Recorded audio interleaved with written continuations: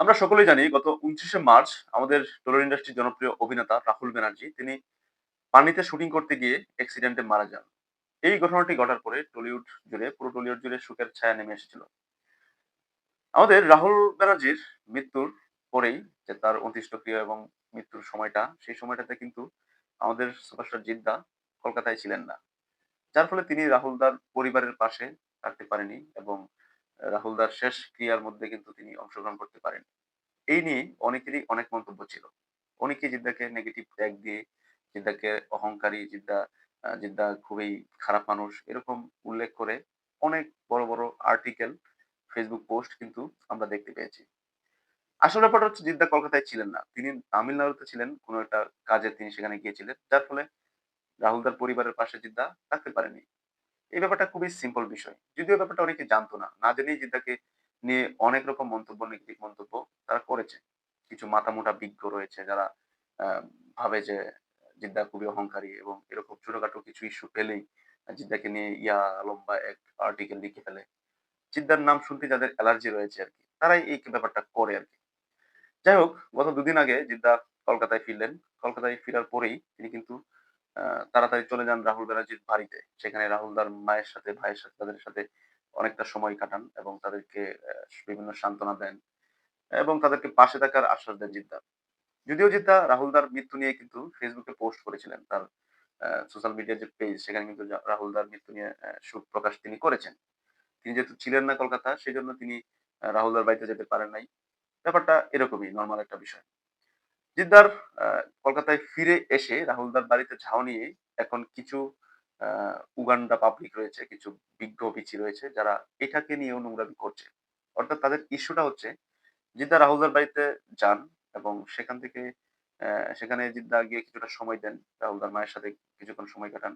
রাহুলদার বাসার ভিতরেই সেখানে তিনি সেই পরিবারকে সান্ত্বনা দেন এবং তাদের পাশে থাকার আশ্বাস দেন ইত্যাদি।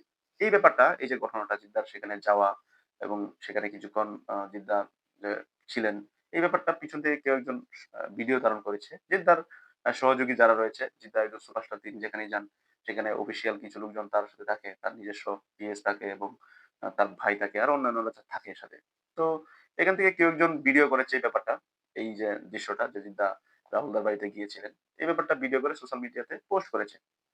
এই ভিডিওটা দেখার পর অনেক মাথামোটারা এটা নিয়েও নোংরামি শুরু করেছে। তারা জিদ্দাকে নেগেটিভ ভাবে তুলে ধরার চেষ্টা করছে। জিদ্দা এটা উচিত হয়নি। একজন মৃত ব্যক্তির বাড়িতে গিয়েছিল তার বাবা-মাকে সান্ত্বনা দেওয়ার জন্য, তার পরিবারকে সান্ত্বনা দেওয়ার জন্য। এই ব্যাপারটা কেন আ জিদ্দার পক্ষ থেকে এটা কেন ভিডিও ধারণ হলো, এটা কেন সোশ্যাল মিডিয়াতে আপলোড হলো? এই যে বিষয়গুলো, তুচ্ছ বিষয় যদিও। এই ব্যাপারটা আ নরমাল একটা বিষয়। এটাকে অনেক বড় ইস্যু করে অনেকেই বড়, বড় আর্টিকেল লিখছে। আসলে কি এটার কোনো মানে হয়? কোনো মানেই হয় না। জিদ্দা কেমন মানুষ, জিদ্দা কতটুকু ভালো মানুষ সেটা কিন্তু তিনি বছরের পর বছর ইন্ডাস্ট্রিতে কাজ করে অলরেডি প্রমাণ করেছে।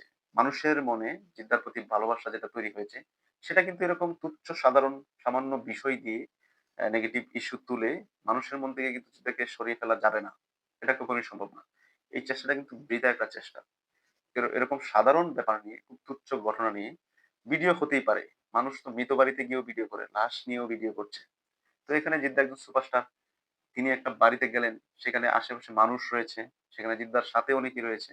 সোশ্যাল মিডিয়ার যুগ অনেকেই প্রত্যেকের একটা পেজ চালায়। তো একটা ইস্যু হলে একটা সেলিব্রিটি কোথাও তাকে দেখতে পেলে অনেকেই সেগুলোকে ভিডিও ধারণ করে। এখানে জিদ্দার কোনো আ দোষ বা জিদ্দার কোনো আ আ ছোট মানসিকতার কারণ তো আমি খুঁজে পাচ্ছি না। মানে জিদ্দার নামে একটা কাটি করে দিলাম। জিদ্দাকে জিদ্দার একটা ইস্যু পেলাম। যদিও সারা বছর কোনো ইস্যু পাওয়া যায় না এই মানুষটার। তো যারা একটু জিদ্দার নাম শুনলে যাদের একটু চুলকানি রয়েছে, তারা এগুলো বিষয় তুলে ধরে ভাবে মনে করে নিজেকে অনেক বিশেষজ্ঞ মনে করে, বিশেষ বুদ্ধিমান মনে করে। যদিও এগুলোর লাভ নেই। এরকম ছোটখাটো বিষয় নিয়ে জিদ্দার নেগেটিভিটি ছড়িয়ে জিদ্দাকে মানুষের মন থেকে সরিয়ে ফেলা যাবে না। এরকম উগান্ডা মার্কা কাজ করে লাভ নেই। আপনারা চেষ্টা করে যান। আরো চেষ্টা করে যান। মানুষ জানে চিন্তা কেমন। চিন্তা কতটুকু ভালো মানুষ। তিনি তিনি কতটুকু নরম মানুষ, সহজ মানুষ। তার ভিতরে মানুষের প্রতি কতটুকু ভালোবাসা রয়েছে। তিনি কতটা সৎ, সহজ, সরল সেটা মানুষ খুব ভালো করেই জানে।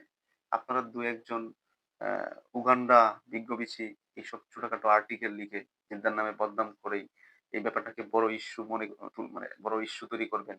সেটা কিন্তু হবে না এবং আপনারা পারেনও নি। এই ব্যাপারটাকে ইস্যু করে জিদ্দার বদনাম করে বিশাল একটা হই হুল্লোড় যে ফেলে দিবেন সেটা কিন্তু আপনারা পারেননি। এই ব্যাপারটা মাথায় কেউ নেয়নি। যার ফলে আপনারা আপনাদের চেষ্টা করে যান এবং জিদ্দার মতো এগিয়ে যান। সবাই ভালো থাকুন, সুস্থ থাকুন।